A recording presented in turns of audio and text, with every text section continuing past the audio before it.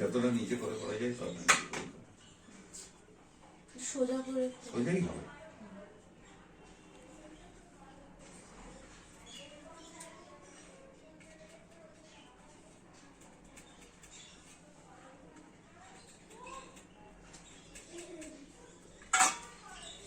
Dust pan আছে ধুলো ফেলার গাড়িটা।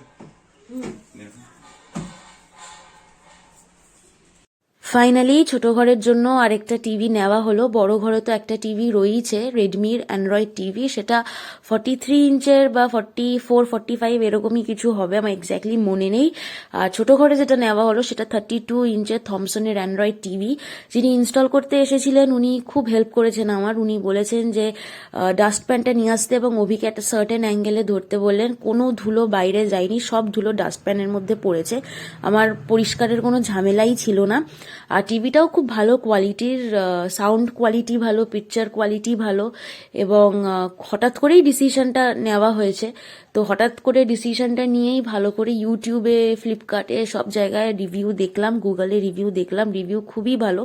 উনি দুপুরের দিকে এসেছিলেন, তো ওনাকে আমি 2টো রসগোল্লা আর জল দিলাম, উনি খেলেন এবং উনি এমনি একটু গল্প করছিলেন যে ওনার খুব ধূপকাঠি নেশা। উনি যে এসেছেন উনি একটা বিশাল বড় ব্যাগ এত এত ধূপকাঠি নিয়ে এসেছেন, প্রায় 2000 টাকার নাকি ধূপকাঠি কিনেছেন। এগুলো উনি কোথাও বিক্রি করবেন না, কিন্তু ওনার বাড়িতেই পুজোর সময় উনি এগুলোকে, এই ধূপকাঠিগুলোকে কাজে লাগান। ওনার ধূপকাঠির এবং পারফিউমের খুব নেশা।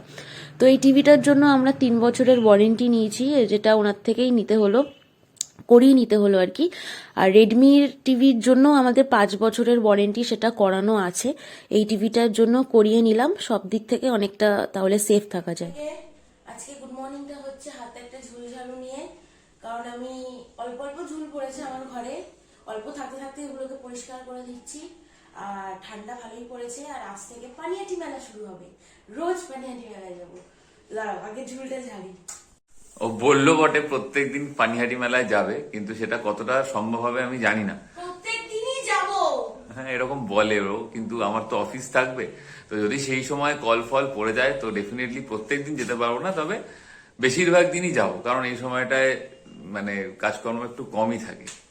এইভাবে কখনো পোচ খেয়ে দেখো, পোচের ওপরে কাঁচা পেঁয়াজ আর লঙ্কা দিয়ে নুন আর গোলমরিচ দিয়ে খেয়ে দেখো। তো এইটা আমি অভির জন্য করছি। আমি অভিকে অনেক বললাম তোমাকে ডাবল ডিমের পোচ করে দিই, ও খেতে চাইলো না।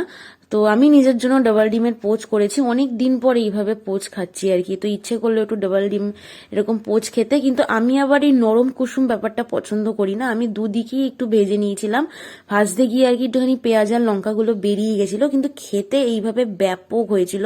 তোমরা কিন্তু ট্রাই করে দেখতে পারো বাড়িতে। হ্যালো সবাইকে, ব্লগ ভ্যানিটিতে সবাইকে অনেক অনেক ওয়েলকাম। কি খবর সবার? আশা করছি সবাই খুব ভালো আছো।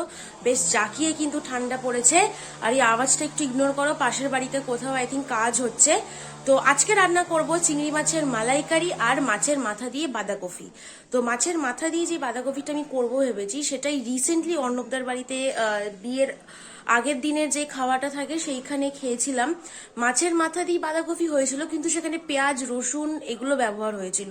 যখন আমি বাঁধাকপি করি আমি পেঁয়াজ রসুনটা ব্যবহার করি না, তো আজকে ভাবছি একটু অন্যভাবে পেঁয়াজ রসুন ব্যবহার করে একটু বাঁধাকপি রান্না করব। আর চিংড়ি মাছের মালাইকারি, চিংড়ি মাছগুলো খুব বেশি বড় না, কিন্তু ওই আর কি একটু মালাইকারি মতন করে খেতে ইচ্ছে করছে। ম্যাগির যে এরকম পাউচ প্যাকেটগুলো হয় না, যেগুলো তোমার নারকেলের গুঁড়ো থাকে, ওটা গরম জলে মেশালে নারকেলের দুধ মতন হয়ে যায়, তো সেইটা দিয়েই মালাইকারিটা করবো। কারণ ওই প্যাকেটটা অনেক দিন ধরে ফ্রিজে রয়েছে, এখনো এক্সপায়ার করেনি, তার আগে ওটা খেয়ে নিতে হবে। তো চলো, অনেক বেলা হয়ে গেছে, আজকে দেরি করে ঘুম থেকে উঠেছি, কারণ কালকে রাত্রে আমরা একটা ওয়েব সিরিজ না, ড্রিম গার্ল 2টা দেখছিলাম, আর সেটা নতুন টিভিতেই দেখছিলাম আর কি।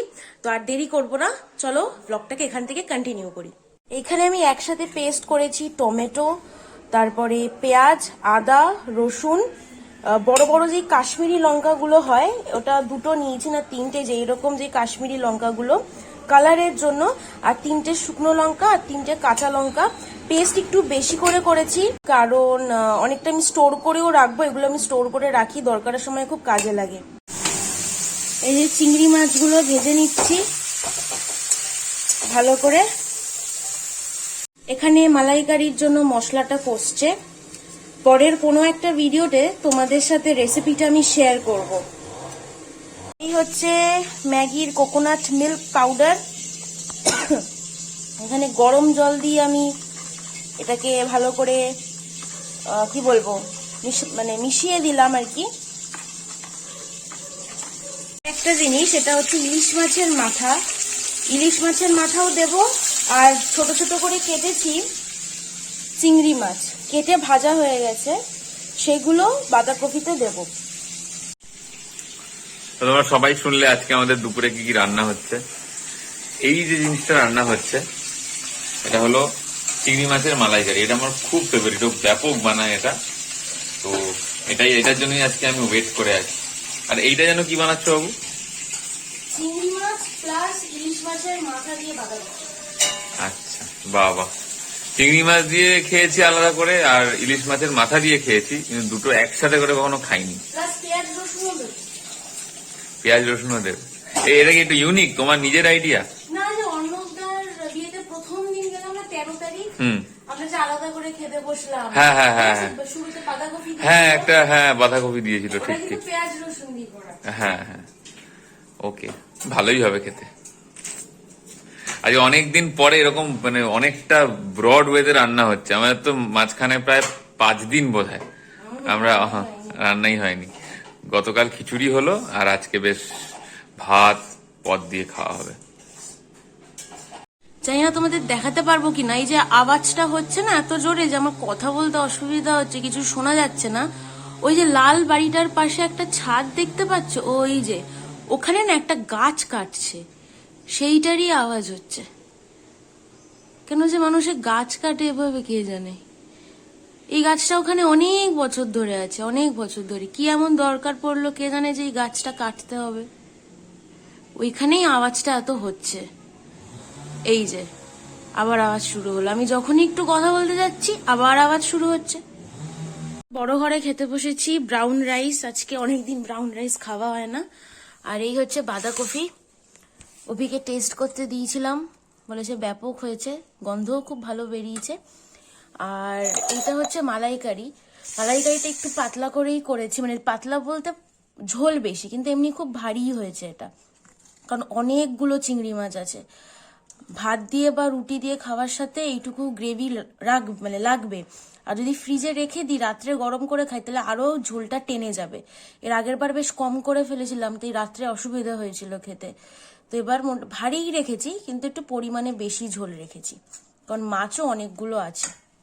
হ্যালো সবাইকে, কি খবর সবার? বাইরে প্রচন্ড ঠান্ডা, তো এই মোটা জ্যাকেটটা পরতে হবেই। এই জ্যাকেটগুলো পরার সময় হয়ে গেছে এখন। তো আমার ডিসেম্বরের সব থেকে প্রিয় সময় হচ্ছে পানিহাটি মেলা। 20 তারিখ থেকে 31 তারিখ অব্দি থাকে। রোজ পানিহাটি মেলায় যাই, সে যত রাত হোক, দুপুর হোক, বিকেল হোক, একবার হলেও যাব। তো এখন প্রায় রোজ আমি যাবই, গেলবারও রোজ গেছি, আজ এবারও রোজ যাব। তো এখন প্রায় 7:30 বাজে, আমার পড়ানো হয়ে গেছে। অভির কাজ হয়নি, অভি একটুখানি লম্বা ব্রেক নিয়ে বেরোচ্ছে, এসে আবার রাত্রি 11টা 11:30 ওকে আবার লগ ইন করতে হবে। কিন্তু কিছু করার নেই, পানিহাটি মেলা বেরোতে হবেই। তো চলো এই ব্লগটা দেখতে থাকো। চলে এসেছি আমরা পানিহাটি মেলায়। আমাদের বাড়ি থেকে একদমই কাছে, ভেতর দিয়েও হেঁটে হেঁটে আসা যায়, তাতে একটু বেশি সময় লাগে, কিন্তু বাইকে অটোতে সব রকম অপশন আছে। তো একদমই কাছাকাছি পানিহাটি মেলা, তাই আমি রোজ আসবো। আমি জানি মানে ভিডিওটা অভি দেখবে, অভি শুনে বলবে যে রোজ যাওয়া সম্ভব না, কিন্তু আমি তাও রোজ আসবো। তো যাই হোক, গিয়ে আমরা পিঠে খেলাম। অভি ভাপা পিঠে খেলো, আমি পাটিসাপটা পিঠে খেলাম। আর এখানে সব দোকান বসেনি, যেই দোকানগুলো বসেছে আর অনেক দোকান এরকমও আছে যেগুলো জাস্ট তখনও কাজ চলছে। তো অভি পানিহাটি মেলায় গিয়ে কড়াইশুটির কচুরি আর আলুর দম প্রত্যেকবার খায়, এবারও তাই। তো 50 টাকায় 4টে কড়াইশুটির কচুরি দিচ্ছিল। অভি দুটো না বলতে পারো 2.5টা মতন খেয়েছে, বাকি 1.5টা আমি খেয়েছি। খুবই ভালো ছিল খেতে। তারপরে টুপুলদার পায়েলদি এলো, আমাদের প্রত্যেক বছরের সাথী পানিহাটি মেলা। টুপুলদা, পায়েলদি, সুবোধ, অমৃতা। আর এখানে এই জায়গাটা তোমাদের আমার দেখানোর খুব ইচ্ছা ছিল। এই দাদা ঘটি গরম বিক্রি করেন উনি আমাদের ওপেনিং ডেতে কোয়েল মল্লিক এসেছিল গতকাল। তো উনি মানে দাঁড়িয়ে ভিডিওটা করছেন, এটা দেখে আমার এত ভালো লাগলো, তাই ভাবলাম এই ভিডিওটা আমি একটুখানি করি। ভিড় যে খুব হয়েছিল তা না, টুকটাক ছিল আর কি, কিন্তু আরো এবছর অনেক ভালো ভালো আর্টিস্ট আসছে, তো তখন খুব ভিড় হবে। তো একটুখানি ফাংশন দেখলাম, কোয়েল মল্লিকের নাচ টাচ দেখলাম, বেশ ভালোই লাগে আর কি। তো তারপরে আমরা মেলা ঘুরতে বেরিয়ে গেলাম। প্রত্যেক বছর পানিহাটি মেলায় বা যে কোনো মেলায় যত পানের স্টল বসে সেখান থেকে পান খেতে আমি খুব ভালোবাসি। তো পায়েলদিও ছিল, আমি একটা পান খেলাম, পায়েলদি একটা পান খেলো, মোটামুটি ছিল, আর একটু ভালো হতে পারতো, কিন্তু ঠিক আছে, আরও তো এখন অনেক দিন আছে, তখন খাবো। তো এখানে আমরা মেলার অন্য সাইডে চলে এলাম, যেখানে সব জিনিসপত্র কেনা যাবে, জুয়েলারি আছে, এসব কিছু আছে। তো সেগুলো জাস্ট দেখছিলাম, তবুও আমি কিনেছি, টুকটাক অনেক জিনিসই কিনেছি, সেইগুলো তোমরা এই ভিডিওর লাস্টে দেখতে পারবে।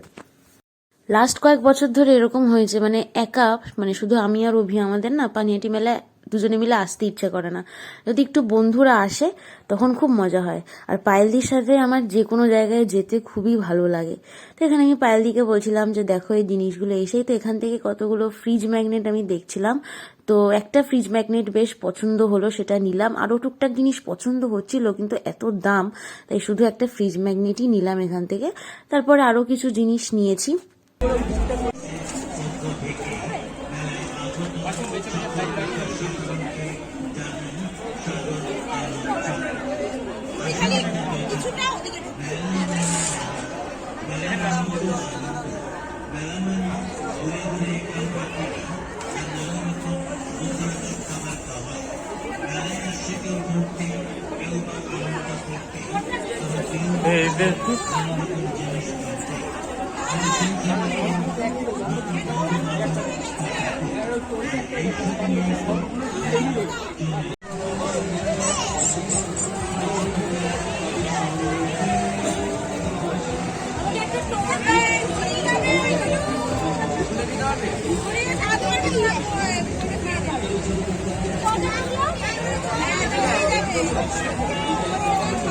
দেন পানিহাটি মেলায় আর্ট গ্যালারি হয়, ওখানে গেলাম, গিয়ে সব ভালো ভালো আঁকা, তারপরে অনেকে খুব সুন্দর সুন্দর ছবি তুলেছে, সেইগুলো দেখলাম। তারপরে এখানে এটা দেখে আমি দাঁড়িয়ে পড়লাম, জানি না এই ধরনের পেন্টিংগুলো বা এই ধরনের জিনিসগুলোকে কি বলে, কিন্তু তুমি শুধু দেখো মা দুর্গাকে কি সুন্দর লাগছে দেখতে। আর পানিহাটি মেলার সব থেকে বেস্ট জিনিস কি জানো তো আমার কাছে, এই টুবুলদা, অভি, শুভদা, এদের নাচ মানে এরা এক জায়গায় দাঁড়িয়েই কিন্তু নাচে, কিন্তু সেটাই আমার মজা লাগে, সেটাই ভালো লাগে। তারপর আমরা মেলা থেকে বেরোলাম, বেরিয়ে যেখানে বাইক জমা রেখেছিল অভি আর টুবুলদা, সেখান থেকে বাইকটা আমরা কালেক্ট করলাম। উনিও আমাদের খুব ভালো করে চিনে গেছে, প্রত্যেক বছর ওখানেই রাখি। এবার দেখাই আমি কি কি জিনিস কিনেছি। এই হোক চেঞ্জ, যাই হোক, একটা চাবির রিং কিনেছি জেরি, আর একটা চাবির রিং কিনেছি টম। এই চাবি রিংটা আমি অভিকে কিনে দিয়েছি। এই চাবি রিংটা অভির খুব পছন্দ, অনেক দিন ধরেই বলছে। আর এই একটা কোথায় গেল ফ্রিজ ম্যাগনেট কিনেছি। এই ফ্রিজ ম্যাগনেট 40 টাকা নিল, একটু বেশি নিল দাম, 30 টাকার এগুলো, কিন্তু বার্গেন করা গেল না, ফিক্সড রেট। তো এটা নিলাম। আর এই চাবি রিংগুলো এক একটা 10 টাকা করে। আর আরো 3টে আর্টিফিশিয়াল ছোট ছোট গাছ কিনেছি, ওটা মাঝের ঘরে আছে, দেখাচ্ছি। এই হচ্ছে টিভিটা, কেমন লাগছে এখানে সেট করে সেটা তোমাদের এর আগে দেখানো হয়নি। আর এখন মেলা থেকে এসে অভি অফিস করছে, ওর তো 11টা থেকে কথাই ছিল লগ ইন করতে হবে আরেকবার। গায়ে দিয়ে যেই চাদরটা আমরা শুই সেটাও গায়ে দিয়ে বসে আছে। যাই হোক, খুব ভাল লাগছে এখানে টিভিটা, একদম ঘর আন্দাজে পারফেক্ট সাইজ টিভিটার। আর ওখানে সুইচ বোর্ডটা আছে বলে টিভিটা একটু নিচে নামানো গেল না, নইলে একটু নিচে নামানো যেত, সেটা একটু ভালোই হতো, কিন্তু হলো না সুইচ বোর্ডটার জন্য। বাট টিভিটা এখানে বেশ ভালো লাগছে, এখন আমি একটু টিভি দেখবো। আর আরেকটা জিনিস দেখাই, যে 3টে আর্টিফিশিয়াল গাছ কিনেছি মেলার প্রথম দিন বলে, 3টে গাছ একসাথে, তাও বেশ বড় বড় ঘন ঘন গাছ, 3টে 100 টাকা, যেহেতু প্রথম দিন, কিন্তু কালকে দাম বেড়ে যাবে। এই যে এই 3টে গাছ, এই একটা গাছ, এটা ফুল গাছ নয়, এটা নর্মাল, আর এই দুটো ফুল গাছ। আমার ছোট ঘরে যে খাটটা আছে ওখানে কিছু এরকম কম্পার্টমেন্ট আছে, ওপেন কম্পার্টমেন্ট, সেইখানে আমি দুটো গাছ রাখবো। আর এইটাকে দেখি কোথায় রাখা, যেটাকে ডাইনিং টেবিলে রাখতে পারি। বেশ সুন্দর লাগছে দেখতে এই 3টে গাছ একসাথে, তাই না? ওটাকে এখানেই এন্ড করছি। তো এখন আমরা ZEE5 এ করক সিং সিনেমাটা দেখছি, রিভিউ তো বেশ ভালো, শুরুটা ভালোই লাগছে। তো চলো কালকে আবার সরি, কালকে আবার আমরা মেলায় যাব, এই নিয়ে আমার আর অভির মধ্যে চলছে। অভি বলছে রোজ মেলায় যাব না, আমি বলছি রোজ মেলায় যাব। তো রোজ তো মেলায় যেতেই হবে, বছরের শেষ, তার মধ্যে আবার পানিহাটি মেলা, খুব অল্প সময়, 1 ঘন্টার জন্য হলেও যেতে হবে। তো এই ভিডিওটাকে এখানেই এন্ড করছি, তোমাদের সবার সাথে দেখা হচ্ছে নেক্সট ব্লগে। টাটা।